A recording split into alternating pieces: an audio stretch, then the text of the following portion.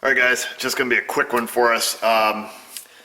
Wanted to record this earlier, but it didn't work out. Anyhow, ended up working late, and I've got the car about halfway tore apart, but we can still get some good value out of it. '07 Grand Marquis, driving down the road, the heat all of a sudden goes from panel or floor to defrost, regardless of where the temperature is set. So a lot of you probably already know what's going on with this car.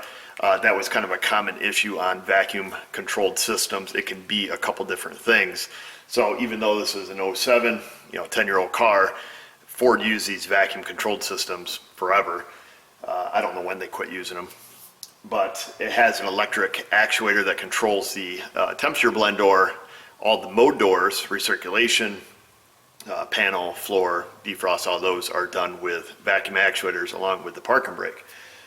So just kind of the basic gist of the system, it has a reservoir underneath the hood, under the wiper motor, sits down there, that has a check valve on it. So when those check valves go bad, you could have this same symptom too.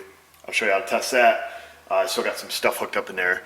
This one ultimately needs a new control unit, the HVAC control module that houses the vacuum actuators, and they start leaking. But I'm going to show you kind of my process, how I narrow these down, relatively quickly, as far as, is it in the vacuum supply system, is it in the actuators, or is it in the actual control head?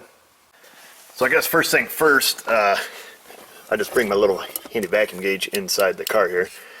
Get a light, I'll show you where I hook that up. Now we come under the dash, and you can see where that white vacuum line comes through the firewall, where there's a black one right next to it. The black one is the one that runs the HVAC unit, and the white one snakes over here, and that is part of the park and brake release, which lives right there. It's a park and brake release actuator. Where it comes down into this Y, they usually have a little cap on here, so I just hook my vacuum gauge there, and that can tell us a lot. That's going to tell us the condition of our supply vacuum. Plus we'll be able to tell if the check valve is bad.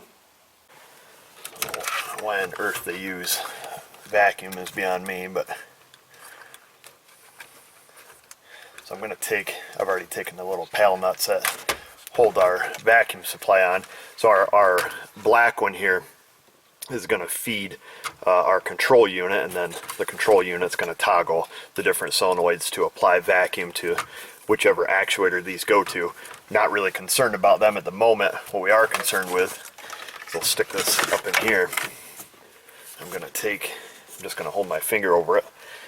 After I find the keys, we're going to start it up. We're going to let it build manifold vacuum. Now, theoretically, if there's no leaks in our supply line anywhere inside the car, plus our supply underneath the hood, check valve, supply tank, if all that stuff's good, it should hold vacuum indefinitely. So I'm going to take and start it up here, keep my finger on this, get it in a good spot. So we should build manifold vacuum here pretty quick. I'll let that build up. That car's kind of on a high idle, it's because it's cold, so we're about 16 inches. Now if we had a leak, like I say, if we had a leak inside the car, any of the hoses and stuff, typically you can hear it. If our check valve was bad under the hood, our vacuum would have already depleted. But we can see that holds. Now when I take my finger off, our vacuum's going to drop. So I just created a leak. We can see our vacuum's dropping. Alright.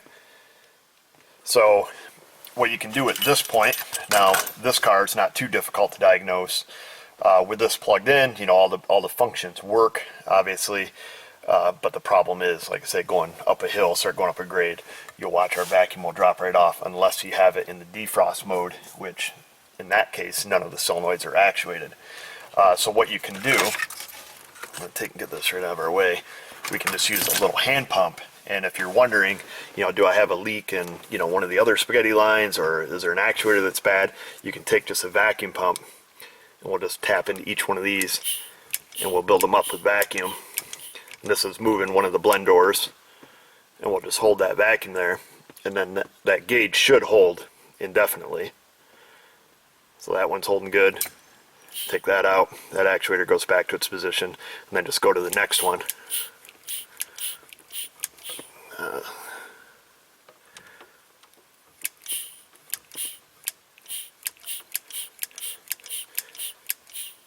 gotta get a good seal in here.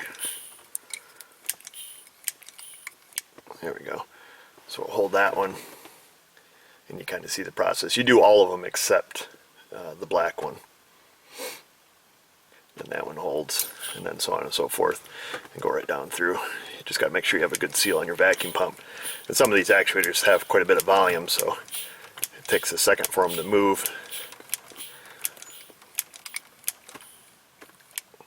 And you can see that one's holding. If they leak, you'll never be able to build them up, or you'll watch the needle decay very quickly. And then you hear it return. Some of them have quite a long swing on it. So let me go down to this yellow one here. Like I say, I'm not so concerned as to which actuators these are, obviously, unless you have one that's leaking.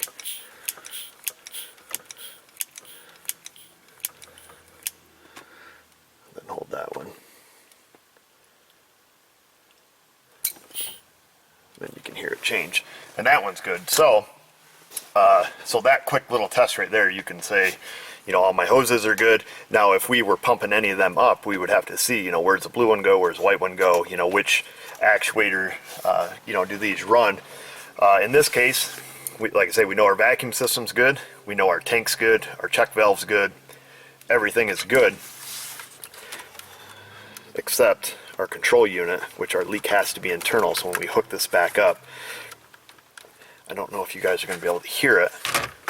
We can try it. I'll take it started up here. I have to shut the door. Of course, I got the passenger door open. I don't know if we'll be able to hear it. Let me go shut the passenger door. So currently it's in the defrost mode. Right. Yeah, we've got it in defrost. You can see we're holding vacuum there. Now I'll put it in floor. Our vacuum will decay just slightly. Let's see if we can hear it hissing.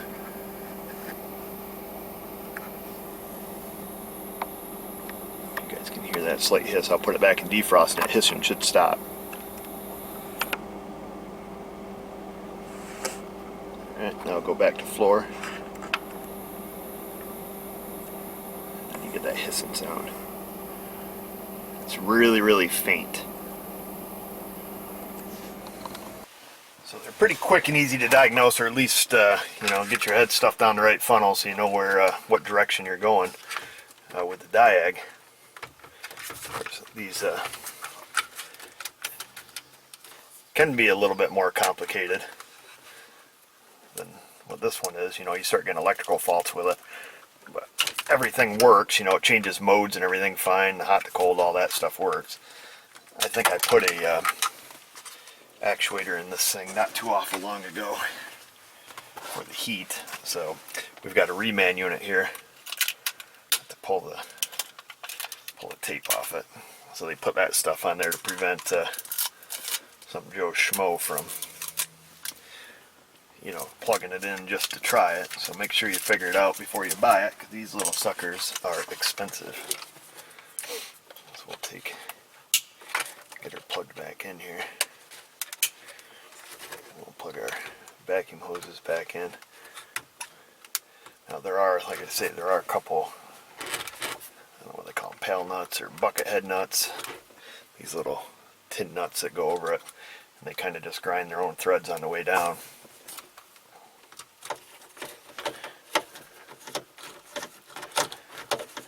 Pretty convenient that Ford has the little vacuum test port right inside the car, so you can make a pretty quick assessment just taking it for a drive and then popping this out, which you'll see these actually come out pretty quick.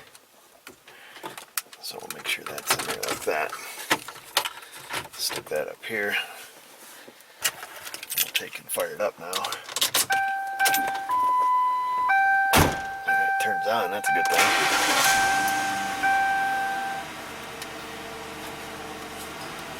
So we'll make sure it switches all of its modes. So it's blowing out the vent. That's out the floor. That's out the defrost. So I'll stick it on vent, so I don't know if you guys can see the gauge down here. So before, if you left it in vent, All right, and you shut the car off with the old one. If you turn the key back on, the vacuum would bleed off all the way to 0. You can see this one drops just slightly. So when you shut the car off, it kills the power and it naturally goes to defrost. But it's going to use whatever little bit of reservoir it has to move that actuator. And you can see this one is holding vacuum nice and steady. Now if we change modes, it's going to use a little bit of the vacuum in the system, which this one didn't hardly use any to move that actuator. We'll push it back to vent. We can see it use what, just a couple inches, but it's still holding. Now hit defrost. That just bleeds all the air out of the actuator, so no vacuum required. When we go back to vent, it's going to use a little bit. So theoretically, this should, wherever this is at, that should hold indefinitely. So yeah, pretty quick and easy diag. Hopefully you followed along. So we'll take and throw it back together here for the customer. Yeah, definitely not something you want to guess on. Like I say, these are quite expensive. Even used, these are a couple $100. I don't know if it's just the O-rings that fail inside the little vacuum solenoids, or what the story is. I've never really tore one apart. I typically don't tear apart and repair, because I got to be able to offer some kind of warranty. Now these reman units are lifetime warranties, so if it pukes, then well, you get another one. And don't break your old one. It's got this one's got a $230 core on it, so expensive little core. So we just have to put our trim back on. Make sure you plug in the driver information center buttons and the defogger and the passenger airbag light. Now there is a couple locator pins on this that you have to get all lined up first, so don't just go shove it in. Ooh, there you go. Oh, and then to get it off, just open your passenger door, and then you just come over here and pull, and it'll pull it out. Don't yank, because like I said, you have 3 connectors back here, and everything should be good to go now. Let's say temp off. Probably should have checked all of it before we put it all together, but I think we're in good shape. Beautiful. I know it's a short one. Didn't want to pass this opportunity, just in case you guys own one of these cars. These are the Crown Vics, or any of them with the vacuum actuated controls. You know, instead of trying to go out there and fiddle around under the hood to see, you know, is my check valve good? You know, shortcut your process as much as you can. Make sure you put the little rubber cap back on the underneath there. You know, just try to grab a vacuum source in the car and at least get yourself in the right direction. Is it supply? Is it a leak? Is it an actuator? You can eliminate that stuff quickly and then, you know, call the control head, unless you can, you know, just stick your head down to it and hear it hissing, which we could in this case. But it's always my habit to just go through and just check everything. Only takes a minute. So, alright guys, thanks for watching.